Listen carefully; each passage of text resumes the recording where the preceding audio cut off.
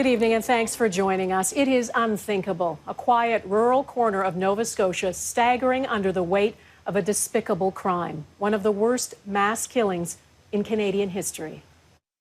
This happened in small towns.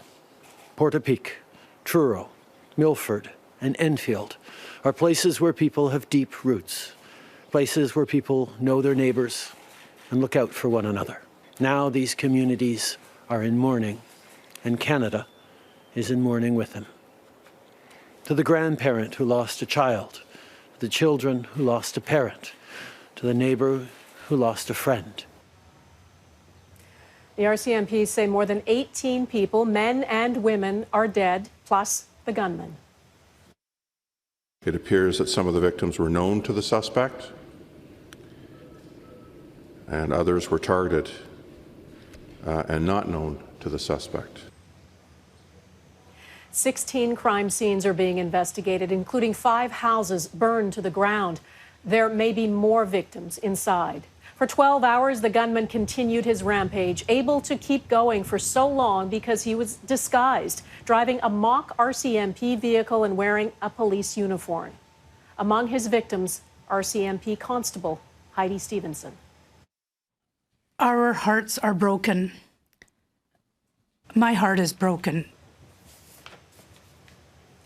Murder on this scale is hard to comprehend, that it happened in the middle of a pandemic when anxiety was already high and when people were told to stay home and to save lives just adds to the agony. It was at home that some of the victims died. We have complete coverage tonight, beginning with Elizabeth McSheffrey on what we're learning about the victims.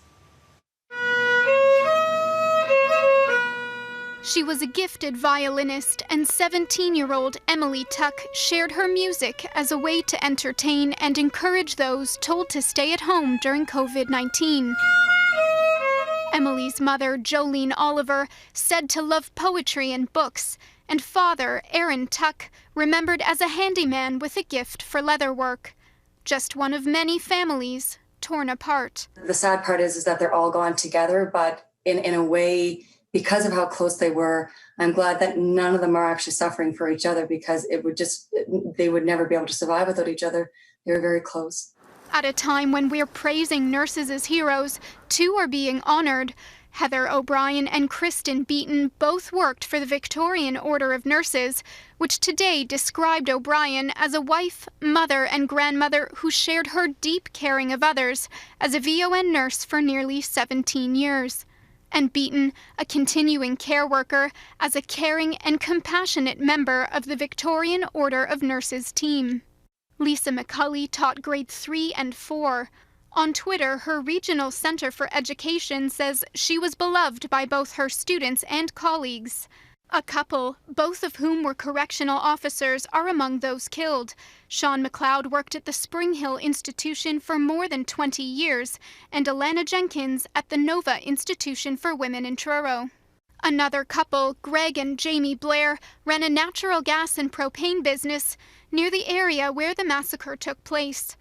54-year-old Gina Goulet was a 2-time cancer survivor from Shubenacadie and an avid recreational fisher. And the regional municipality of Durham says Dawn and Frank Madsen were longtime residents of their community.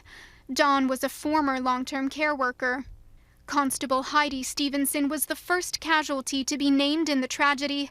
The 23-year member of the force was killed while responding to the chaos this weekend.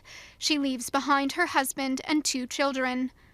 More victims will be named in the days to come, but RCMP Constable Chad Morrison will not be one of them. The 11-year veteran made it home from the hospital on Monday and was greeted warmly by his community in Enfield. He's healing from gunshot wounds in what is perhaps the one bit of good news to emerge from this tragedy. Elizabeth McSheffrey, Global News, Halifax. The investigation is still in the early stages. Here's what we know of the timeline. At 11:30 on Saturday night, RCMP respond to a firearms complaint in the town of Portapique. The public advised to stay inside and lock their doors. When police arrive, they find multiple casualties. Nearly 9 hours later, the RCMP tweet that officers remain on scene, calling it an active shooter situation. They identify the gunman as 51-year-old Gabriel Wortman, considered armed and dangerous. The suspect is then seen again 30 kilometers east of Portapique, around Truro, driving a car that appears to be an RCMP cruiser and wearing what appears to be a police uniform. He was then seen heading from Brookfield towards Halifax along the Trans-Canada Highway. And after an encounter with police on Highway 2, drives off in a small SUV. The rampage ends in a standoff at this gas station in Enfield, near the Trans-Canada. That's where the gunman died. There is no known motive at this point. Police say no note from the gunman has been found. Ross Lord on what we do know about the investigation. In the community where the killing spree started, it's going to take a long time for the world to make sense again. I'm still, I believe, shocked and, befuddled. Don't really understand what's going on. Devastated by what happened and afraid the news could become even worse. We haven't heard from our friends, and we hope they're okay.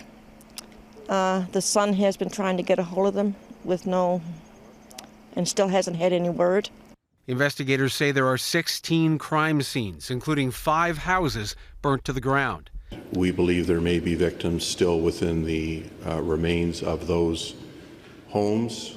They still don't know Gabriel Wortman's motive, why he went from a professional denturist to perpetrator of one of the biggest murder sprees in Canadian history.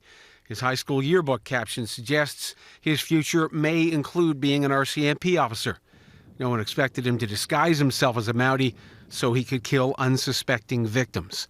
Not in a million years. Not in a million years. Like I said, he was just, and it's cliche, right? I mean, you see this all the time when there's a murderer, the neighbors say how quiet and friendly he was. He was. He worked primarily at this denture clinic in Dartmouth, Nova Scotia.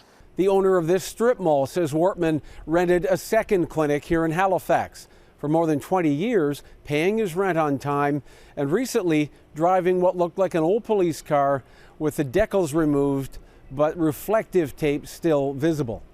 A picture released at the height of the rampage suggests the car had been dressed up to be an almost perfect replica. His ability to move around the province undetected was surely greatly benefited by the fact that he had a police or a vehicle that looked identical in every way to a marked police car. Wortman was also wearing a partial or full RCMP uniform. After the first 911 calls, Nova Scotia RCMP limited communication to its Twitter page. There was a gap of 8 hours overnight between tweets, and unlike the COVID-19 message released over the Easter weekend, there was no emergency alert, leading to some pointed questions about whether the public was sufficiently warned. There are several investigations underway into the chaotic effort to stop the gunman. The arm's-length serious incident response team will investigate the final takedown and another incident involving RCMP members discharging firearms. The Mounties themselves will review a third incident, also surrounding the use of force.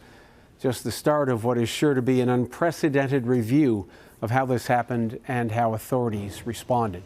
Donna? Ross Lord in Halifax, thanks.